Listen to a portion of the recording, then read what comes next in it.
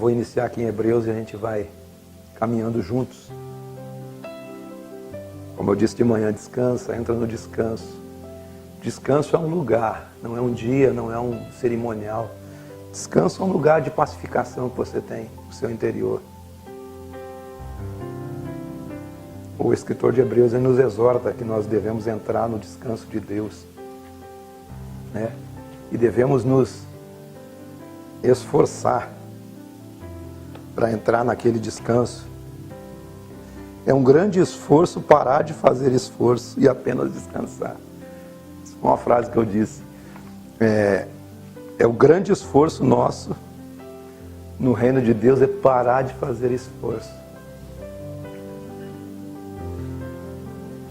Por que eu devo apenas descansar em vez de me esforçar, sendo que a palavra diz que o reino de Deus é tomado por esforço? O reino de Deus é tomado por atitudes de fé. A única obra que você tem que fazer é crer. Obra de fé é crer. Isso é obra de fé. Isso é o que Tiago diz no capítulo 2, quando ele fala das obras da fé, como Abraão creu, né, e foi e ofereceu o menino em sacrifício, porque ele estava para além do seu tempo, da sua visão espiritual. E obra de fé é crer. Entrar no descanso de Deus, você entra fazendo um grande esforço, que é parar de fazer esforço e apenas descansar. Descansar no que está feito. Jesus na cruz ele disse assim: está pronto, está feito, está consumado. Tetelestai. A palavra tetelestai significa aquela dívida, aquela promissória. Então tetelestai é uma promissória, você vai quitando, mas Jesus na cruz pegou todo escrito de dívida que era contra nós, que constava de ordenança, constava de faz isso, faz aquilo, segue isso, segue aquilo. Ele pegou tudo isso, cravou na cruz do Calvário e expôs todos os principados e potestades, os expôs publicamente. E ele disse: está feito, está pronto. Agora eu tenho um grande esforço a fazer na obra de Deus, que é parar de fazer esforço, é crer e entrar nesse lugar. E é isso que o livro de Hebreus, ele nos exorta aqui no capítulo 3 e no capítulo 4. Esforçamo-nos, pois, por entrar naquele descanso, a fim de que ninguém caia segundo o mesmo exemplo de desobediência. Se você olhar o capítulo 4, o capítulo 3 e o capítulo 2, você vai ver o contexto do exemplo da desobediência. Que o povo de Israel recebeu a palavra de Deus, recebeu a liberdade, recebeu a graça de Deus, foi arrancado do cativeiro, andou com Deus durante 40 anos no deserto, tendo provisão, tendo alimento, tendo o maná que descia do céu, que já é uma figura do pão vivo que desceu do céu, que é Jesus Cristo, tendo a água que brotava da rocha. A água que brota da rocha é a água que mata a nossa sede, e a rocha é Cristo. E eles tiveram toda essa provisão, tudo isso, e eles, por causa do seu coração perverso, incrédulo, que erram sempre no coração e não conhecem o caminho do Senhor. E hoje o grande problema nos nossos dias é as pessoas não conhecerem o caminho, embora estejam dentro dos centros religiosos, das igrejas, dos locais de culto. Eles estão errando o caminho. E aqui o escritor ele diz assim: esforcemo-nos por entrar naquele descanso, a fim de que ninguém caia segundo o mesmo exemplo de desobediência deles, que tiveram tudo.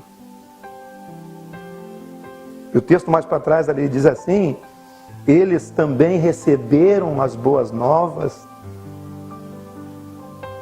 mas a palavra que eles ouviram não lhes aproveitou, visto não ser acompanhada da fé naqueles que a ouviram. E eu pergunto para você, quantas palavras de fé você já ouviu? E quantas coisas você já experimentou do Evangelho, do Reino de Deus, do poder de Deus, da graça de Deus? E muitas pessoas recebem tudo isso e aquela palavra não lhe traz um proveito porque não teve fé, não creu, não se entregou à graça, não se entregou ao amor, não se entregou ao perdão, não se entregou ao Evangelho e à palavra da fé. Aí aconteceu com eles. Eles ouviram a palavra, ouviram, mas não lhes aproveitou. E eles foram aqueles que tentaram a Deus por mais de 10 vezes naquele tempo. E eles ficaram prostrados naquele deserto. Não entraram no descanso, que ali prefigurava um descanso que resta para nós. Você sabia que resta um descanso para você? Se você seguir o exemplo deles, você não entra. Que o exemplo deles, como diz todo esse contexto de Hebreus 13 e 4 aqui, se nós não atentarmos para a palavra da fé, sabendo que temos uma promessa de entrar no descanso, pode suceder que algum de vós tenha falhado. A nós também foi deixado as boas novas, como também sucedeu com eles, com os judeus, aqueles que tinham as promessas, aqueles que tinham as alianças, aqueles que receberam toda essa provisão no deserto. Aconteceu com eles e eles morreram. A nós é dada a palavra e as boas novas do Evangelho. Então você, à medida que você ouve, você precisa ouvir de fato. Então as pessoas ouvem. Por isso que Jesus disse: quem tem ouvidos para ouvir, ouça. Porque tem ouvido que ouve e não compreende. Quantas palavras nós já ouvimos? Quantas? E quantas nos caíram no coração? E quantas palavras foram de fato absorvidas pelo nosso procedimento? Quantas palavras dessas se misturaram em nosso interior e se transformaram em atitudes de vida? Porque o descanso em Deus é um descanso de um homem, de uma mulher que tem consciência na Boa Nova. Consciência no Evangelho. Evangelho é transformação de mente e consciência. Evangelho é transformação de mente e de consciência. Transformai-vos pela renovação da vossa mente. A nossa mente tem que estar sendo renovada a todo momento pelos processos espirituais. Pelos processos espirituais. Quando nós ouvimos a palavra da Boa Nova, a palavra do Evangelho, a palavra da fé, a palavra da graça, a palavra do amor, a palavra da misericórdia, a palavra do perdão, o que nós fizemos com tudo isso? Se eu ouço uma palavra de amor, eu tenho que andar em amor. Se eu ouço uma palavra de perdão, eu tenho que andar em perdão, porque o perdão, ele é algo de Deus. Por que eu tenho que perdoar? Porque eu fui perdoado em Cristo.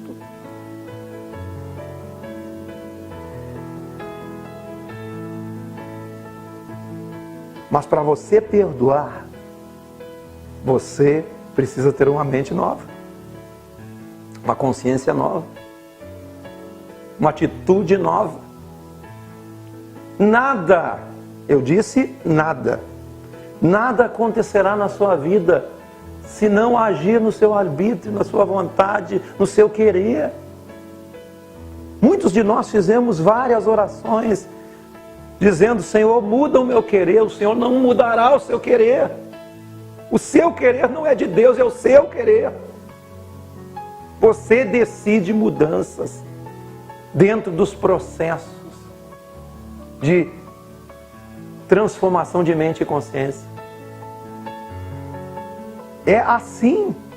À medida que o meu arbítrio, eu vou cedendo através do arbítrio aquilo que eu vou ouvindo e vou recebendo dentro do meu interior, e vou tendo atitudes.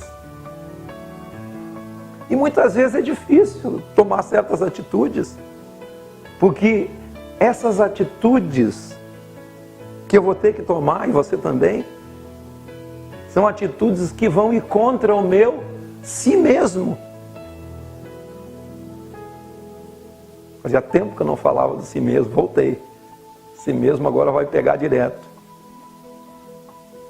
Jesus disse assim: aquele que quer ser meu discípulo, negue-se a si mesmo. Tome a sua cruz e siga. São 3 atitudes.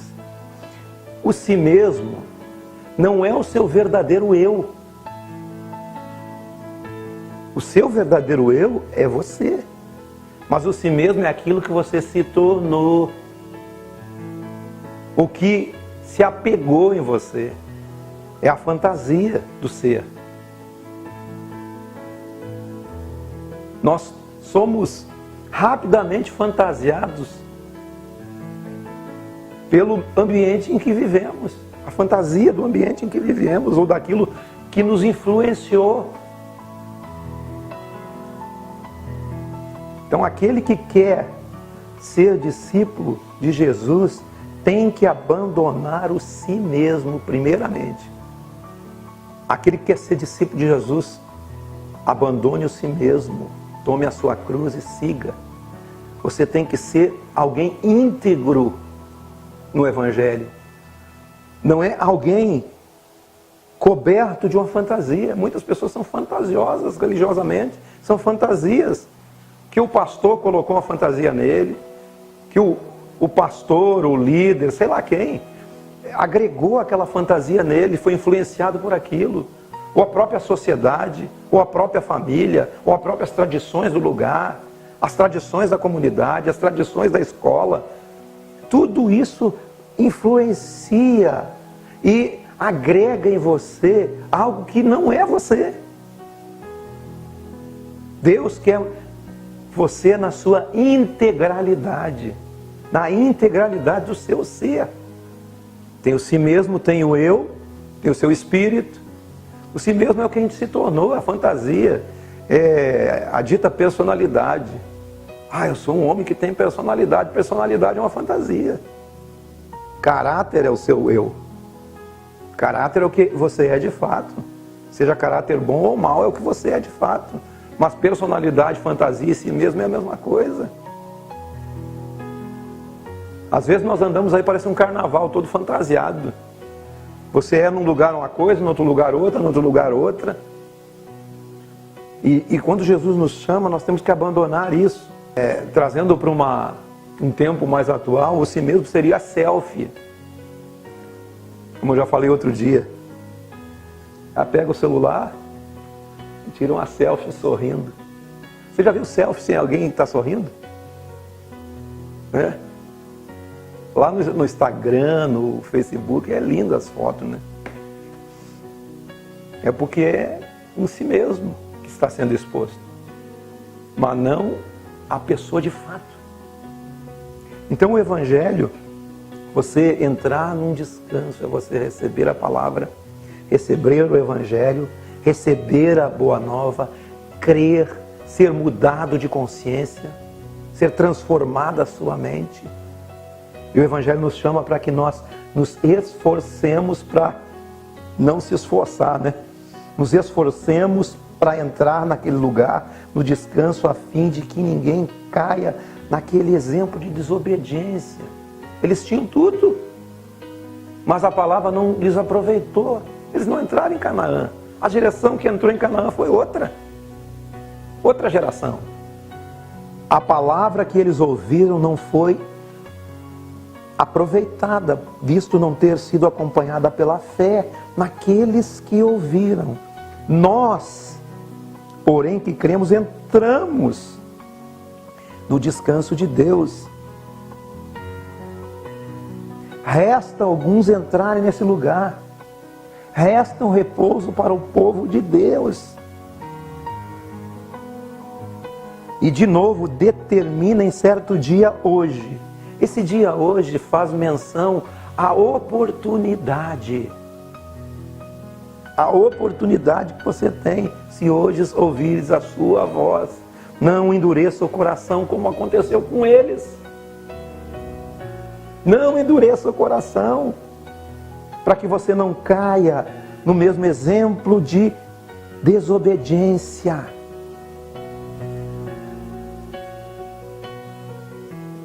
Por esta razão importa que nos apeguemos com mais firmeza às verdades ouvidas, para que delas não nos desviemos.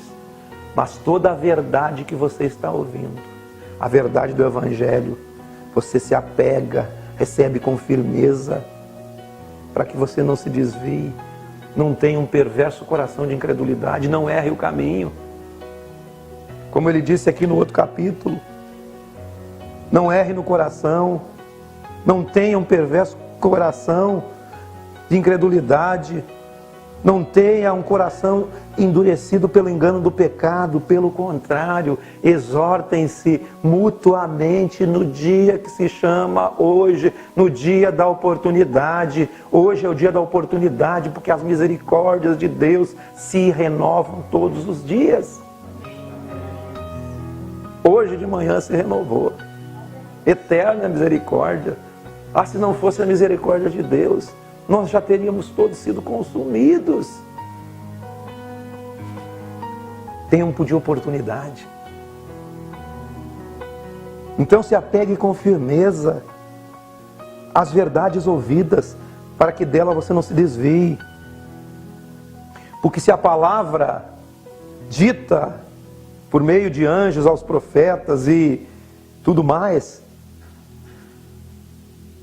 e toda transgressão por desobediência recebeu um justo castigo, como escaparemos nós?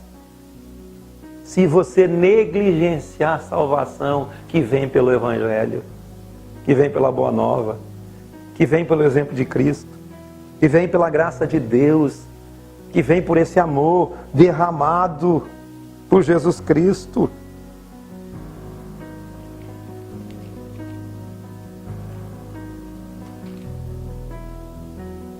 Esforcemo-nos por entrar nesse lugar, porque a palavra do Evangelho, a palavra é viva, eficaz, é mais cortante do que a espada de 2 gumes e penetra a ponto de dividir alma, espírito, juntas, medulas, apta para discernir pensamentos, intenções e propósitos do coração. A palavra do Evangelho, ela cumpre todo o processo. Ela é viva, é eficaz. Ela penetra no ser, ela rasga o ser. Ela age na nossa construção cerebral, na nossa construção espiritual, construção neural, psíquica. Enfim, a palavra, ela age em todo o ser. A palavra de Cristo, a palavra do Evangelho. Como escaparemos nós se negligenciarmos essa palavra, essa tão grande salvação que vem por intermédio de Cristo, que é a verdadeira palavra? Portanto, nos apeguemos às verdades ouvidas.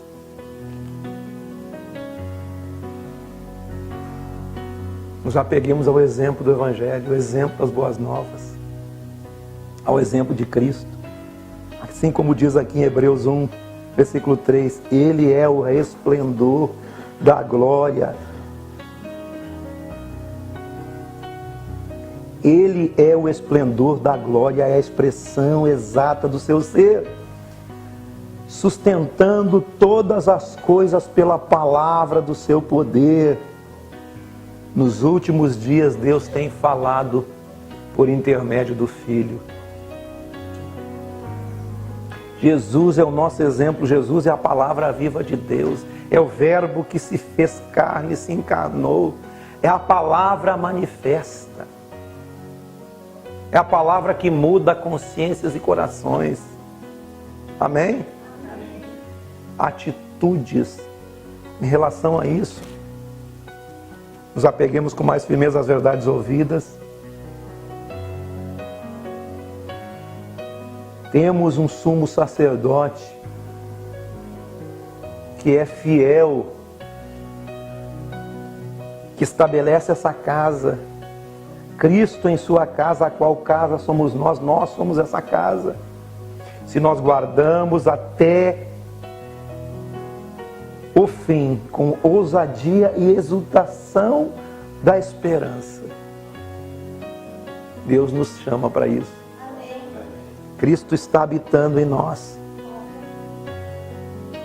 Cristo é que estabelece essa casa e constrói essa casa. Descansar, amados, é ser em Cristo. Isso é descansar. Aquele que está em Cristo é uma nova criatura.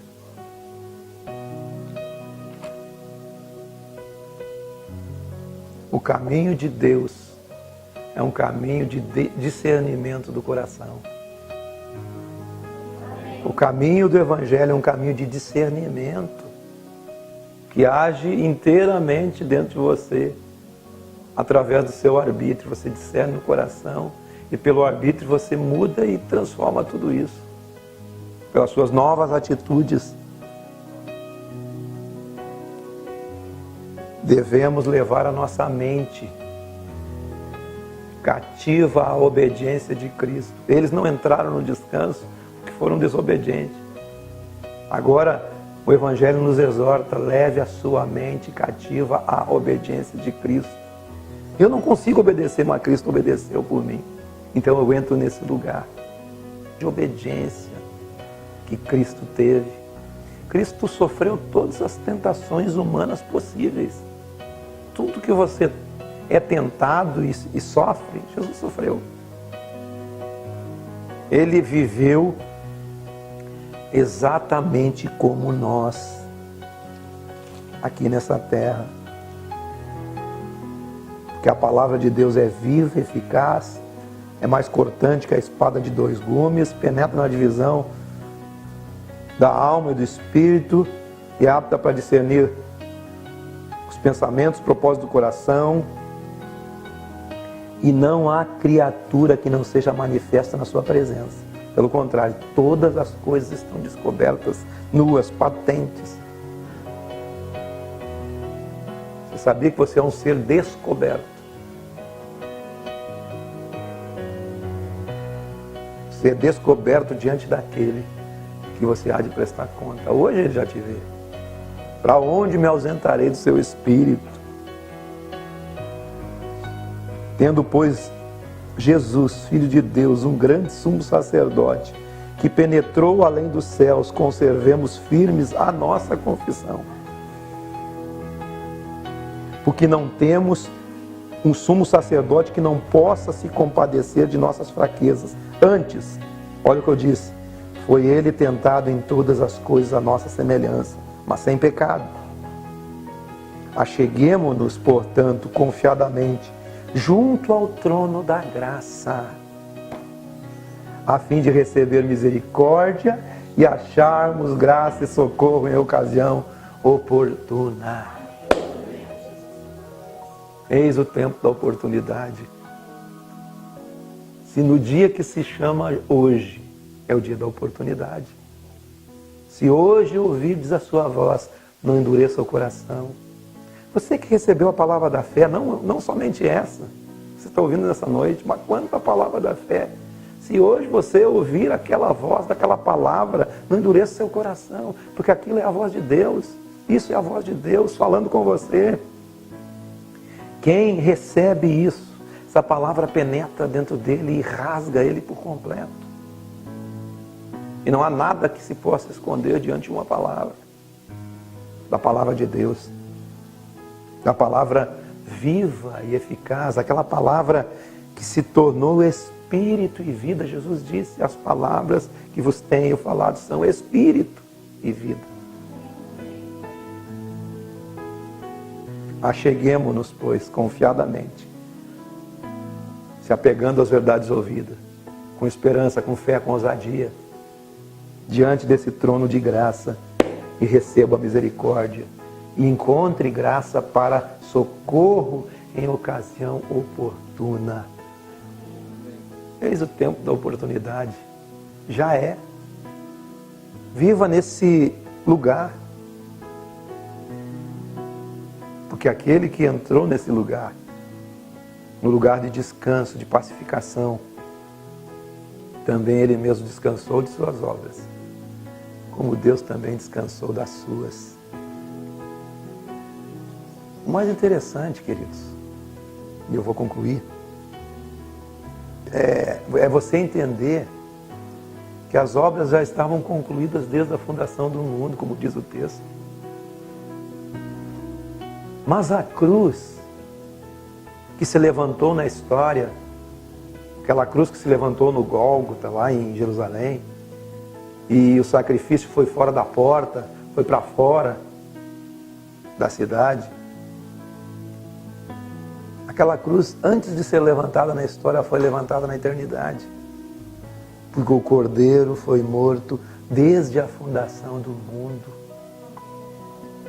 Na história nós sabemos, tudo está feito, ele morreu de fato. Mas o Cordeiro já tinha sido morto desde a fundação do mundo. O Cordeiro de Deus imolado. Então antes que houvesse um lugar de existência para mim e para você, o Cordeiro já estava morto.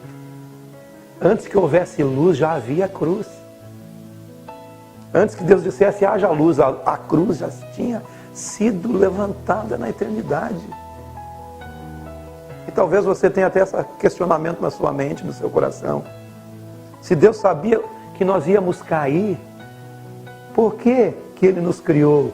Ele nos criou porque a cruz já tinha sido levantada. Você foi criado já num ambiente de redenção. Antes que houvesse queda, já havia redenção para mim e para você. Antes que houvesse a morte, Deus já tinha a vida em suas mãos. E hoje Ele nos trouxe a vida eterna por intermédio de Cristo. Deus estava em Cristo reconciliando consigo mesmo o mundo inteiro. Amém? Quanta palavra de graça. Nós que temos ouvido essas verdades, nos apegamos nisso e não soltamos mais. Amém? Glória a Deus, vamos orar? Em nome de Jesus, nós te agradecemos, Pai, pela Tua palavra, que é viva, eficaz, mais penetrante que uma espada de 2 gumes. E nos rasga por inteiro a Tua palavra, Pai. É apta para discernir nossos pensamentos, nossas intenções, nosso coração.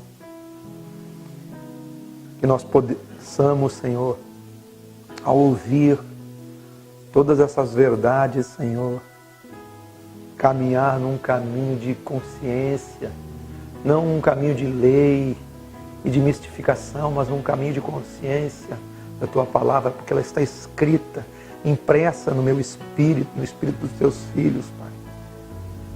Que essa palavra, ela é produtora de vida, vida em abundância. E não há ninguém que fique coberto e possa se esconder dessa vida que a palavra produz, Pai. E nós te entregamos tudo nas Tuas mãos, Pai. Obrigado pelos Teus filhos nesse lugar, pelos irmãos espalhados por todo lugar que onde ouvir também essa palavra, Pai. Que essa palavra possa tocar o coração deles, assim como toca o meu coração, assim como ela é viva em si mesmo. Que essas pessoas se deixem produzir vida pela Tua palavra, Pai. Em nome de Jesus de Nazaré. Amém? Glória a Deus.